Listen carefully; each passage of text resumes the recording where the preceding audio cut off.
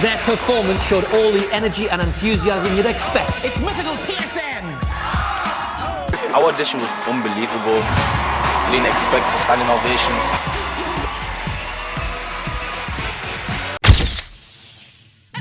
Britain's Got Talent was more of a door opener.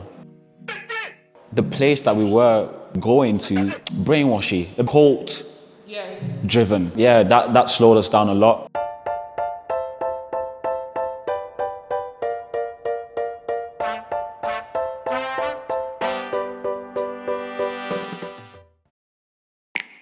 My name is Prince David Baer. A lot of people refer me to David, so yeah.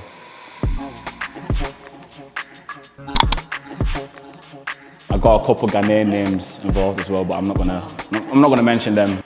I was born in Germany. I moved over to the UK around 2010. I like to dance because it's a form of expression. I also That was testing it. That was a test. Really? Well, let me put more confident. What do you think, babe? Can you take us to the moment you first started dancing, basically? First started dancing. I'll be honest, I always danced like because of family members and stuff. But you don't just wake up and just like... No, obviously like that came with time, but I feel like rhythm, having that kind of thing of just wanting to dance all the time was in me. I'd say it came from like just going to parties, gatherings, like early on.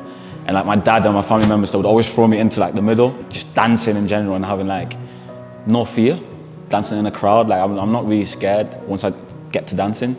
Your audition has like 11 million views. 11 million is actually crazy. It's crazy, I know. Get 11 million people in the room. We are called Mythical Ones. Mythical Ones? Oh, how wonderful.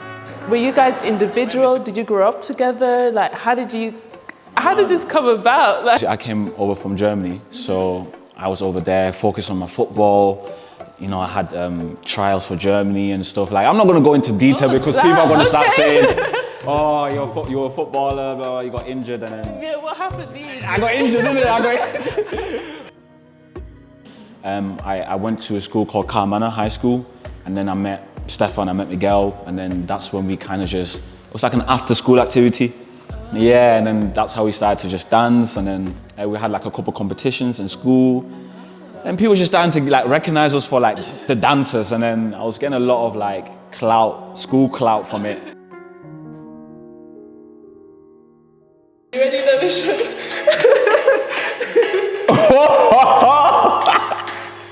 You know, this is like 10 years ago.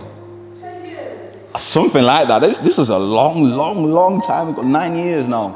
So that's my very close family member who we know by First Media TV, Josh. We dropped on his channel, and yeah, we just came up with the idea like very simultaneously. My goodness, whatever that word is. I've matured a lot, I guess, and like looking back at this actually shocked me because it's like 10 years. But yeah, time goes quick, but I've never let go of the talent, never let go of the dance, my passion, so yeah. So did you guys all decide, let's do Britain's Got Talent? That was mad, you know, like it was a day where we was all sat, I think it was over at Miguel's house, and we just sat there, and then he was like, yo, I don't know who brought up the conversation because we were very spontaneous.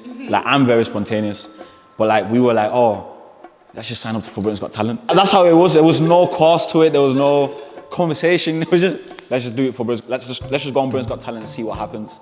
My favorite bit is Miguel. I think he was just like, you need a little bit of drama, and then he's like, I think I need a better drama. I said, I think I need a better drama. You don't need to win a competition in order to get something out of it. That was a really good tool for us to just spread our wings, right? Yeah. Bookings, competitions, shows. So you guys are performing in like places and for people. What type of events did you perform at? Oh, a lot of big events. We had artists reaching out to us. We had an outreach to go to Dubai to perform for Formula 1. Wow. We had a contract as well with Sony. What? It really helped to establish our name, especially here in Leeds. So yeah, man, it was good. I would just see you guys after Britain's Got Talent going up. Yeah. But like, you guys stopped dancing. Like, what happened? Like, Did you? What yeah. Because, yeah. It was funny because we were very inexperienced. We were still 17, 18. You know, we were still like, whoa, this was a lot for us. We were invited to a specific like church type, whatever it was, right? And me and Stefan walked into there like, and Miguel as well, all of us, we went there and it was really good. They invited us for like dance events and etc. And then it started turning into something completely different. And that kind of just deviated our focus completely from dancing, from everything. Whether it is church, whether it's going into a business, whether it's going into an industry, you have to really scope the whole thing and be like, is this the thing that I really want to get into? Get testimonials, find out about what people have gone through there, and then make an assessment by yourself. Because when you're young, you are really naive. You get that thing where you just jump into things and you don't think twice. Oh, what's wrong with church, right? There's nothing wrong with church, but the place that we were going to was a church, but also a little bit, you know, brainwashy, a bit cult driven, if that makes sense. So you have to do A, B, C, D, E, F, G, or else. Do you know what I mean? And that stopped us from growing, because as an artist, as you know, you need to be out there, you need to be doing certain things. And if you're always stuck in a specific place 24/7 doing the exact same thing, you're not going to be able to do what you want to do, right? But yeah, that slowed us down a lot. I didn't feel to do anything. Like, it's like when you wake up in the morning, you have to go gym, or like you have to go school. You just don't want to, you know it's the thing to do, but you don't want to do it. Miguel went on to kind of just go to Manchester from that point. We still stayed a bit close, but then the connection started to drift apart a little bit because of that place. But I guess it was a learning curve, you know, and then COVID happened as well. My goodness, it's like challenge after challenge, really. And then I just slowed down altogether. Like, I just felt so lost. Like, I don't know what it was within dance that I wanted to do. It's hard for you to put new creative ideas together, or let's say I've got a piece that I need to work towards. I don't know what to do. Like, you just feel so lost.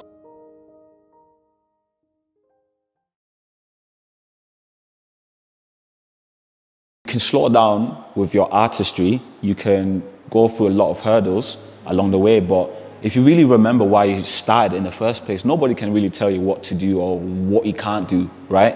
Because it's something that God gifted you. So nobody can really take that away from you. A lot of people need to not allow their trauma to beat them down. You need to acknowledge the trauma, understand what you went through, and talk to someone about it and help you, again, like I said, boost your morale, your motivation again. Because in that place, in a lot of places, when you're growing up, whether it's culture, family, whatever, they just tell you one thing. So you're just conditioned to think that one thing. You can't do that, you can't do it that way, you can't do it this way. But as a creative person, you can't think that way. You can't be boxed in. Every artist knows this. Like, they can't keep what they have in their head inside. It hurts. So whenever I was there still in that place, I still wanted to dance. When I'm at home, I want to dance. Ask my girlfriend, like, whenever I'm with her, I want to dance 24/7. It's like a lot of things throughout life, whether it's family, whether it's culture, whether it's friends, whether it's bad influences, a lot of things, a lot of people, a lot of circumstances, a lot of distractions can stop you from getting to where you want to get to. And you kind of just need to remember, look, I'm here for that specific reason. Yeah, like, I believe in God. I still go to church and all that other stuff, but it's not about limiting me. God is limitless. And I listened to this podcast from this lady. Her name was Janelle Roberts, and she said, if you're a creative person that doesn't create, you'll go mad.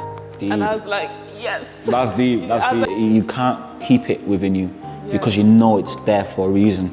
Just imagine dying with your dreams. Wow.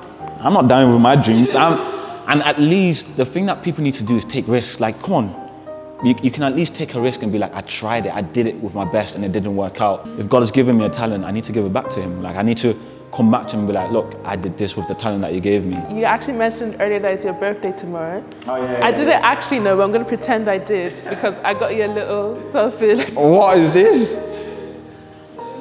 What is this? I'm just laughing in advance, but I'm letting you know after. I can't say it yet. Look at David. Look at the way he's smiling. Okay, I'm going to give you 3 seconds to name something you noticed about David. He has a beard. There have been some boys on my Snap that have been posting about this product, Exhibit A, Exhibit B, the Mael rosemary oil. Apparently it's really good for growing beards. And Mael actually sent me some, so I was just like, oh, what a perfect opportunity to gift it to David. That is nice. And I also got you some other goodies in there. A bonnet. Rosemary mint strengthening. Shampoo strengthening. If I did, ain't no problem to get the gas. Problem and get the problem. Whatever talent that you have to give your 100%. Don't allow people or circumstances or trauma or whatever it is to stop you from getting there. And if it's inside of you, it's meant to be achieved. That's why the best way I could say it. Social media, where's that thing? Where's that? Let me get the board, man. Social media, PDBAER, Instagram, yeah, whatever. Very simple.